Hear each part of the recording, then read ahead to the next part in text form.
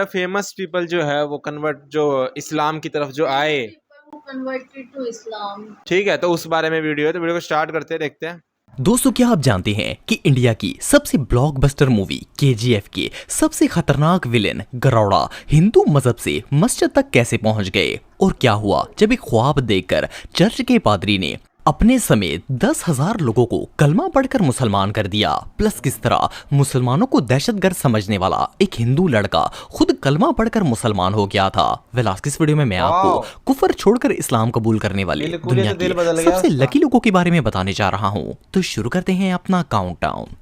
Richmond. दोस्तों, ये जो शख्स आप देख रहे हैं, इनका नाम रिचमंड है और ये साउथ अफ्रीका में रहने वाले एक चर्च के पादरी थे। 15 साल पहले ये एक चर्च के प्रीस्ट बने, जहां ये 10,000 ईसाइयों को क्रिश्चियनिटी की तालीम देते थे। लेकिन 2023 में इनके साथ एक ऐसा वाकया पेश आया जिसने इनकी पूरी जिंदगी को बदल कर रख दिया।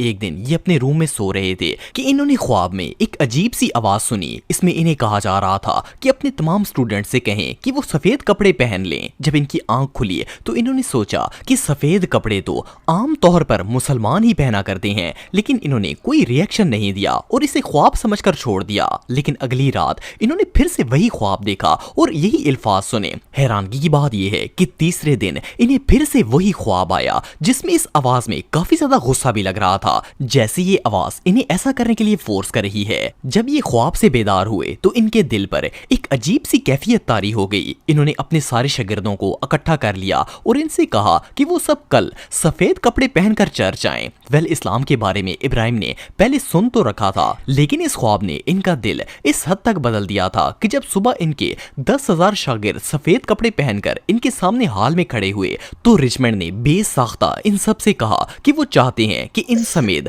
वो सब लोग भी कलमा पढ़कर मुसलमान हो जाएं। आप बिलीव नहीं करेंगे कि इनके सामने खड़े उन तमाम ईसाइयों में से किसी एक ने भी कोई सवाल नहीं किया और अपने पादरी के पीछे कलमा शहादत पढ़कर सारे के सारे लोग मुसलमान हो गए। वेल, ये अल्लाह की कुदरत ही थी कि ना सिर्फ इब्राहिम बल्कि 10,000 स्टूडेंट किसी को बताए, पूछे या सोचे समझे बगैर ही इस्लाम कबूल करने पर आमादा हो गए। इवन इस नेक काम को सरअंजाम देने के बाद इन्होंने अपना नाम इब्राहिम रख लिया और मक्का मुकरमा में हज करने के लिए भी आ गए। इब्राहिम के मुताबिक ये एक मौजज़ा था जिसे अल्लाह ताला ने इनके ऊपर सादर किया और ये सारे के सारे अपने स्टूडेंट समेत मुसलमान हो गए और अल्हम्दुलिल्लाह ये आज भी इस्लाम के दामन में हैं।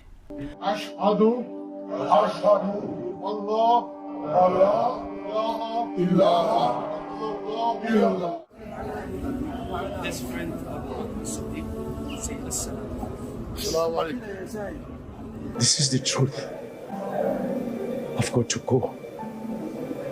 With or without, my people have got to go. I'm following Islam. Ramesh. दोस्तों, रमेश का ताल्लुक इंडिया से है। ये पैदाइशी तौर पर एक हिंदू थे। कहने को तो रमेश हिंदू थे, लेकिन इन्हें अपने मजहब में कोई दिलचस्पी नहीं थी। खास तौर पर जब मंदिर में इंटर होते हुए इन्हें 3-3 घंटे लाइन में लगकर वेट करना पड़ता, तो इन्हें हमेशा से ऐसा लगता था कि भगवान या फिर खुदा को इतना भी मसरूफ नहीं होना चाहिए कि इससे मिलने के लिए 3-4 घंटे लाइन में इंतजार करना पड़े। अगर इस्लाम की बात की जाए तो इस्लाम को लेकर रमेश की सोच बहुत ही कंट्रोवर्शियल थी। इन्हें हमेशा लगता था कि मुसलमान दहशतगर्द हैं और जब भी ये किसी दाढ़ी या टोपी वाले शख्स को देखते तो इन्हें ऐसा लगता था कि वो इन्हें गोली मार देगा या फिर बॉम्ब से उड़ा देगा। रमेश शुरू से ही एक क्रिश्चियन स्कूल में पढ़ते थे, इसलिए इन्हें क्रिश्चियनिटी पर काफी बिलीव था। 2017 में जब ये अपने एमबीए से फ्री होकर नया बिजनेस स्टार्ट करने की प्लानिंग कर रहे थे तो एक रात इनके साथ बहुत ही अजीबोगरीब वाकया पेश आया। ये अपने कमरे में सो रहे थे और अचानक इनकी आंख खुली तो इन्हें फील हुआ कि इनकी पूरी बॉडी पैरालाइज थी।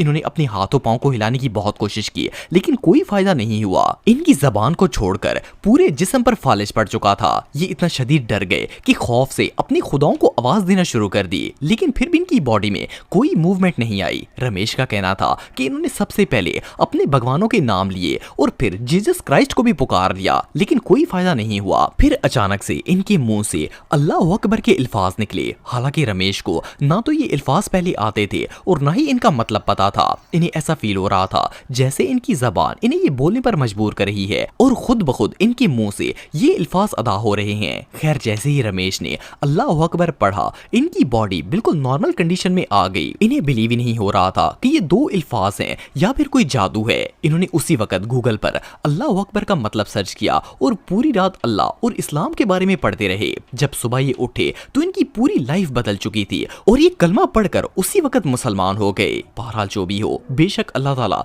जिसे चाहे हिदायत दे देता है। You will not believe, after 15 minutes of this, I was suffering for 15 minutes with this.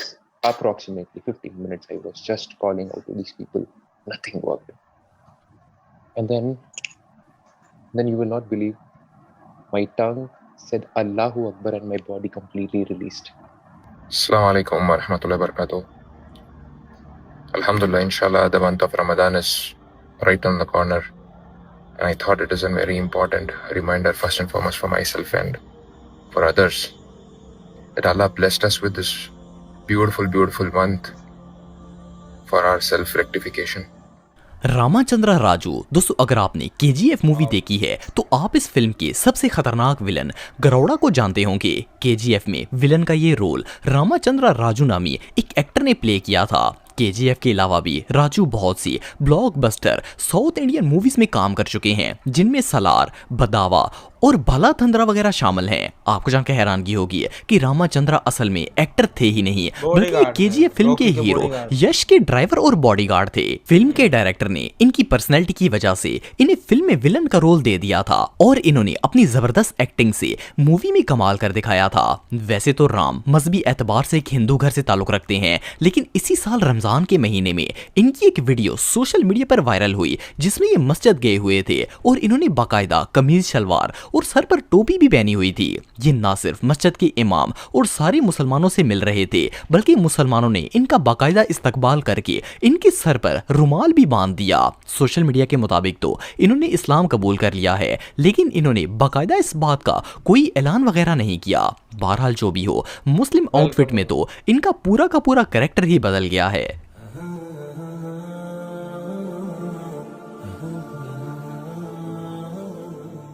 यूशा एवेंस। दोस्तों यूशा का ताल्लुक साउथ कैरोलिना से है और मजहबी एतबार से ये क्रिश्चियन थे। यूशा की फैमिली बचपन से ही बहुत ही रिलीजियस थी और ये खुद भी माज़अल्लाह हजरत ईसा के खुदा होने पर यकीन रखते थे। जब ये 10 साल के हुए तो इन्होंने घर छोड़ दिया और एक चर्च ज्वाइन कर लिया। ये सारा दिन चर्च में रहते और पादरियों से ईसाइयत की तालीम लेते, लेकिन ईसाइयत के इतने नजदीक होने के बावजूद भी इन्हें कभी खुशी या सुकून महसूस नहीं हुआ था। फिर एक दिन इन्होंने बाइबल का गहराई से मुतालिया करना शुरू किया। यूशा का कहना था कि जैसे जैसे ये बाइबल पढ़ते गए, इन्हें रियलाइज हुआ कि ये किताब खुदा ने नहीं लिखी बल्कि किसी इंसान ने लिखी है। इसमें इतनी आउट ऑफ सेंस बातें लिखी हुई थी कि वो बाइबल को जुटलाने पर मजबूर हो गए। एक जगह बाइबल कहती थी कि खुदा एक है और दूसरी जगह लिखा था कि हजरत ईसा खुदा हैं और रूहुल कदूस तीनों ही खुदा हैं। इस चीज ने यूशा को इतना डिस्टर्ब किया कि इन्होंने बाइबल पढ़ना ही छोड़ दी।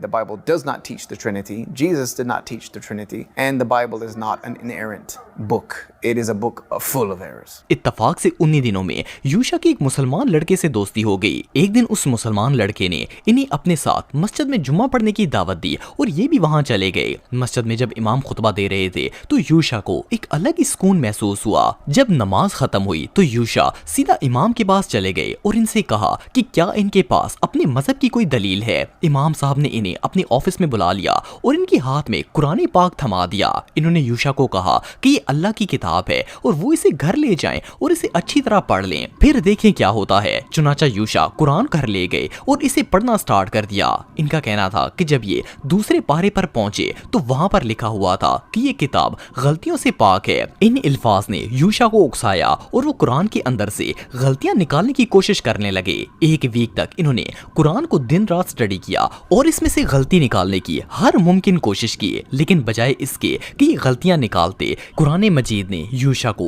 ऐसे ऐसे सवालों के जवाब दे दिए जो इन्होंने जिंदगी भर सोचे भी नहीं थे। खैर कुरान मजीद से गलतियां निकालते निकालते इन्होंने कुरान मजीद को ही सामने रखकर कलमा पढ़ लिया। अगले फ्राइडे जब यूशा दोबारा मस्जिद गए तो वो इस बार एक मुसलमान की हैसियत से नमाज अदा कर रहे थे। अल्हम्दुलिल्लाह यूशा को इस्लाम कबूल किए आज 30 साल गुजर चुके हैं और अल्हम्दुलिल्लाह ये आज भी इस दीन हक पर कायम है। Allah gives anything he wants. He is Al-Ghani. He can give you without thought, without taking anything from his dominion. I accepted Islam when I was 18 years old. And ever since then, I've always tried to make it my goal to help as many people as I can understand the religion of Islam. हाँ मतलब बड़ी चीज़ थी कि 10,000 लोगों ने एक साथ इस्लाम कबूल किया, सिर्फ उनके जो फादर थे, फादर ही बोलते ना उसको, प्रीस्ट को, ठीक है, प्रीस्ट ने उनको बोल दिया, ठीक है, कि मेरे को मतलब सपना आया, मेरे को घूम आया ऊपर से, ठीक है, सफ़ेद कपड़ा जब उन्होंने देखा कि इस्लाम पहनते हैं, उसके बाद इस्लाम में गए, ठीक है, और वो हज पे भी गए, ठीक है, और उम्रा भी किया, और 10,000 लोगों से कितना मतलब ये चौंका देने वाली बात है, ठीक है। कितनी अच्छी वीडियो थी और कितने लोगों ने मतलब इस्लाम कबूल करा, और कितने अच्छी बात यह है कि वो लोग पढ़ते पढ़ते, उन्होंने जैसे बताया, उन्होंने पढ़ते पढ़ते गलती निकालने गए थे कुरान से। हाँ, और उनको पढ़ते पढ़ते इतना प्यार हो गया कि उन्होंने सुबह होते होते कुरान अपना लिया। तो कितनी अच्छी बात है, मजा आ गया मुझे देख के। वही है ना, जो हो गया जो जानने की कोशिश करता है ना वही जाता, नहीं तो वो एक हिंदू लड़का था, वो सोचता था मुसलमान तो हमको गोली मार देंगे, लेकिन जब उन्होंने खुद जाना कि नहीं वो ऐसे नहीं है, सब सोचते कि वो कट्टरपंथी है, लेकिन वो ऐसे नहीं है, पास में जाके उनके अनुभव करने का अच्छा लगा।